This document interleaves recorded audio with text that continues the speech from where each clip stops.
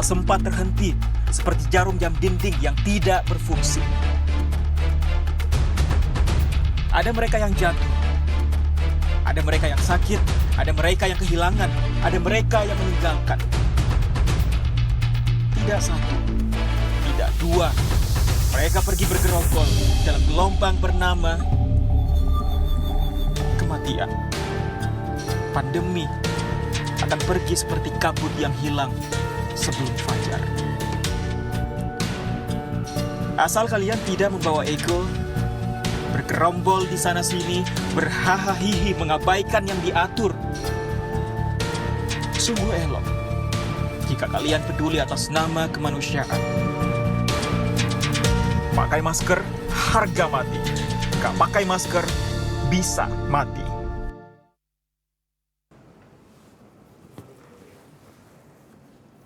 Assalamualaikum warahmatullahi wabarakatuh. Selamat sore, salam sejahtera untuk kita semuanya. Hari ini saya akan menyampaikan perkembangan penanganan COVID-19 di Indonesia.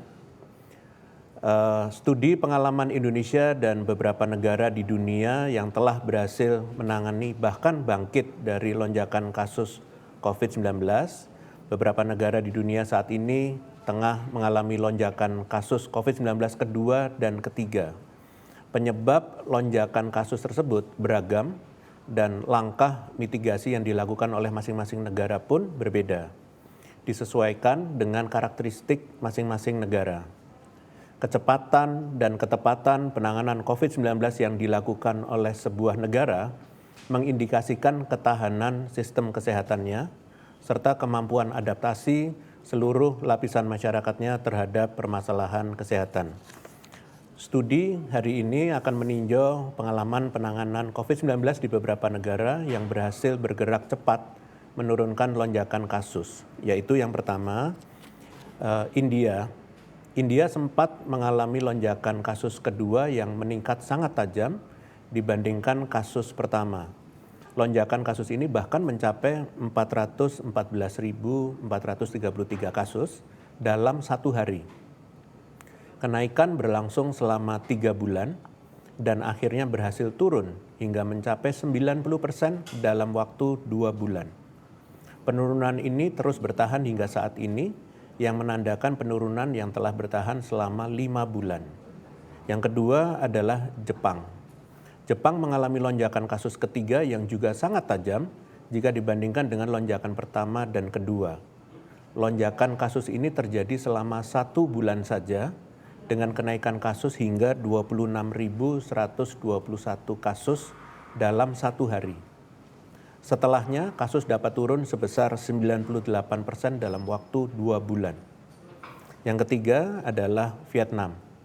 Vietnam sempat menjadi negara dengan penanganan COVID terbaik di dunia dan hampir berhasil mengeradikasi COVID-19 sepanjang tahun 2020 dan awal 2021.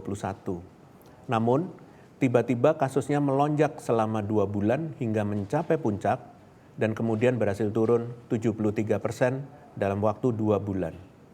Keempat adalah Turki, di mana kasusnya naik selama 3 bulan, kemudian berhasil turun 93% dalam waktu 3 bulan.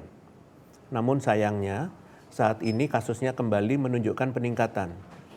Jika dibandingkan dengan negara-negara tersebut, Indonesia terbilang cukup baik dalam mengatasi kenaikan kasus pada lonjakan kedua. Hal ini dibuktikan dengan lonjakan kasus yang hanya berlangsung selama 2 bulan, lebih baik dari India dan Turki yang membutuhkan waktu 3 bulan untuk akhirnya dapat turun. Besarnya penurunan kasus di Indonesia juga dapat bersaing dengan Jepang yang sama-sama turun 98% dibandingkan dengan negara lain seperti Vietnam 73%, India 90%, dan Turki 93%. Perbedaannya adalah Indonesia sebagai negara besar membutuhkan waktu lebih lama untuk mencapai 98% penurunan, yaitu 3 bulan, dibandingkan dengan Jepang yang hanya butuh waktu 2 bulan. Tentunya, tantangan yang dihadapi oleh masing-masing negara berbeda-beda. Meski demikian, secara garis besar, seluruh negara mengalami tantangan yang cukup serupa, yaitu kemunculan varian Delta yang diperparah penularannya oleh aktivitas masyarakat yang mulai kembali normal. Seperti yang terjadi di India, kenaikan kasus terjadi karena euforia keberhasilan negara dalam menurunkan kasus di lonjakan pertama, sehingga masyarakat cenderung merasa aman dan kembali beraktivitas tanpa menerapkan protokol kesehatan, utamanya pada kegiatan agama dan politik. Karena euforia ini pula, laju vaksinasi cenderung menurun dibandingkan saat lonjakan kasus pertama. Langkah penanganan yang diambil adalah meningkatkan testing, kembali menerapkan wajib masker, menggencarkan vaksinasi, dan menerapkan lockdown. Sama halnya dengan Jepang yang mengalami lonjakan kasus ketiga pasca pelaksanaan Olympic Games. Meskipun pelaksanaan ajang olahraga tersebut sangat ketat protokol kesehatannya, namun hal ini mengubah kebiasaan masyarakat di mana masyarakat menjadi lebih sering berkumpul, berpesta, dan nobar atau nonton bareng pertandingan Olimpiade di restoran, kedai, atau bar. Selain itu, cakupan vaksinasi juga terbilang masih rendah. Jepang berhasil menurunkan kasus setelah menerapkan emergency lockdown tingkat nasional dan meningkatkan cakupan vaksin dan testing. Kemudian, rendahnya jumlah kasus selama tahun 2020 dan 2021 awal di Vietnam menyebabkan euforia di tengah masyarakat yang berasumsi bahwa Vietnam telah berhasil mengeradikasi COVID-19. Aktivitas masyarakat yang telah kembali normal mempercepat penularan varian Delta di Vietnam. Klaster mulai bermunculan, salah satunya adalah klaster kegiatan keagamaan. Euforia terbebas dari COVID-19 ini juga menyebabkan rendahnya cakupan vaksinasi di Vietnam, yaitu hanya sebesar 1,9%. Untuk menghadapi lonjakan kasus ini, Vietnam melakukan upaya lockdown ketat, pelaksanaan testing massal, dan pengerahan tentara nasional dalam mengawasi pelaksanaan lockdown. Sedikit berbeda dengan Turki, lonjakan kasus terjadi karena tradisi keagamaan yaitu berkumpul serta mengunjungi keluarga yang meningkatkan potensi penularan varian Delta di tengah masyarakat. Kenaikan juga terjadi karena dibukanya akses untuk turis internasional yang sayangnya tidak dibarengi dengan screening ketat pada pelaku perjalanan, kewajiban karantina, dan penerapan protokol kesehatan yang ketat. Turki menghadapi lonjakan kasus ini dengan melakukan himbauan masif pelaksanaan protokol kesehatan dan meningkatkan cakupan vaksinasi. Lockdown tidak diberlakukan dan kegiatan masyarakat masih berlangsung seperti biasanya. Di Indonesia sendiri, lonjakan kasus terjadi pasca liburan Idul Fitri, di mana mobilisasi yang meningkat serta kegiatan berkumpul dan mengunjungi keluarga memberikan ruang penyebaran varian Delta di tengah masyarakat.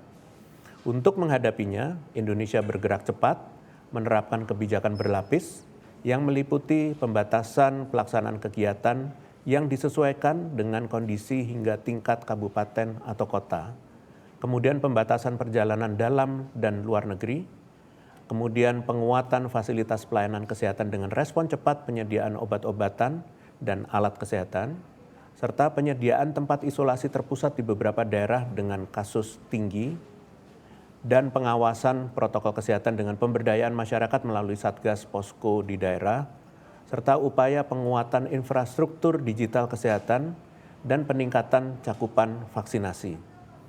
Aplikasi kebijakan berlapis ini menjadi kunci keunggulan Indonesia dibanding dengan negara lain. Merupakan tugas kita bersama untuk terus mempertahankan penurunan kasus yang saat ini sedang terjadi. Beberapa pelajaran yang dapat diambil dari negara lain adalah euforia turunnya kasus COVID-19 tidak boleh menjadikan pemerintah dan masyarakat lengah.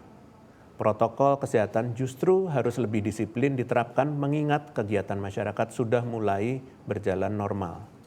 Perlu pengawasan ketat pada pelaksanaan protokol kesehatan di setiap aktivitas masyarakat, terutama kegiatan-kegiatan yang berpotensi meningkatkan penularan seperti kegiatan keagamaan, wisata, kegiatan sosial, dan ekonomi. Pembukaan kegiatan pariwisata, utamanya pada turis asing, perlu dilakukan dengan prinsip kehati-hatian.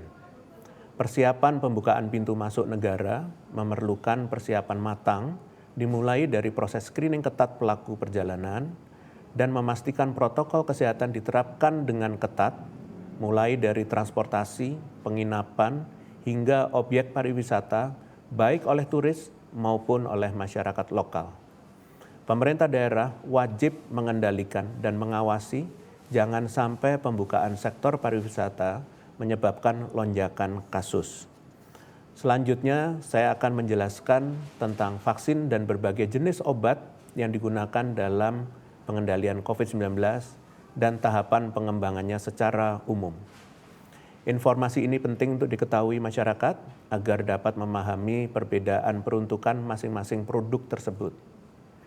Pengendalian COVID-19 dapat dibagi menjadi dua kategori besar, yaitu upaya pencegahan dan penanganan. Salah satu produk yang mampu mencegah dan mengurangi dampak infeksi COVID-19 adalah vaksin. Vaksin bertujuan memicu terbentuknya kekebalan tubuh tanpa menimbulkan penyakit. Oleh sebab itu, pada umumnya vaksin dibuat dari virus terkait, baik secara utuh maupun merekayasa bagian-bagiannya. Vaksin diperuntukkan untuk orang sehat atau orang dengan penyakit tertentu dalam kondisi yang terkendali sesuai dengan arahan dokter. Terdapat 3 kategori penanganan COVID-19 berdasarkan tujuannya, yaitu yang pertama adalah mengatasi penyebab penyakit. COVID-19 adalah penyakit yang diakibatkan oleh virus, sehingga obat yang digunakan ialah antivirus. Apabila terjadi infeksi bakteri di saat yang bersamaan, maka akan diberikan antibiotika. Selain obat, terdapat juga terapi antibodi monoklonal dan plasma konvalesens. Yang kedua, mengatasi gejala penyakit, seperti demam yang diobati dengan obat penurun panas, nyeri yang diobati dengan obat pereda nyeri, dan radang yang diobati dengan obat anti radang. Yang ketiga, mendukung penyembuhan seperti vitamin dan mineral. Penting untuk diketahui bahwa pemberian obat pada setiap pasien COVID-19 akan berbeda, menyesuaikan kondisi masing-masing individu, termasuk tingkat keparahan gejala yang dirasakan. Oleh karena itu, sangat penting untuk mengikuti anjuran dokter dalam menjalani pengobatan dan tidak disarankan mengkonsumsi obat tanpa pengawasan tenaga kesehatan. Sebagai informasi, Molnupiravir yang beberapa waktu ini ramai menjadi pembicaraan merupakan salah satu antivirus. Pada mulanya, Molnupiravir dikembangkan untuk influenza, namun kemudian diperkirakan efektif dalam penanganan COVID-19. Obat ini bekerja dengan memicu kesalahan pada proses perbanyakan virus dalam tubuh. Saat ini, Molnupiravir sedang dalam proses pengajuan izin kepada FDA selaku Badan Pengawas Obat di Amerika Serikat. Sama halnya sebelum dapat digunakan di Indonesia, tentu saja obat Molnupiravir terlebih dahulu harus menjalani tahapan yang dipersyaratkan oleh Badan POM, mulai dari tahapan penemuan dan pengembangan hingga pengawasan keamanan konsumsi obat di masyarakat. Pemerintah Indonesia berkomitmen untuk terus meningkatkan aksesabilitas vaksin dan obat kepada seluruh lapisan masyarakat dan membuka peluang bagi peneliti untuk berinovasi menemukan vaksin dan obat COVID-19 yang aman dan efektif.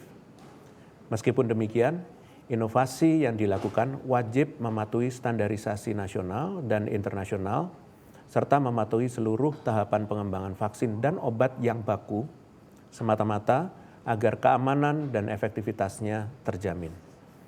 Usaha pencegahan melalui 3M dan vaksin, serta penanganan COVID-19 dengan obat dan terapi sama pentingnya serta saling melengkapi.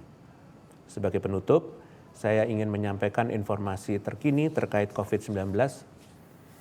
Pertama-tama, saya ingin menyampaikan terima kasih kepada pemerintah daerah Papua yang telah menyelenggarakan perhelatan PON ke-20 yang kondusif di tengah pandemi.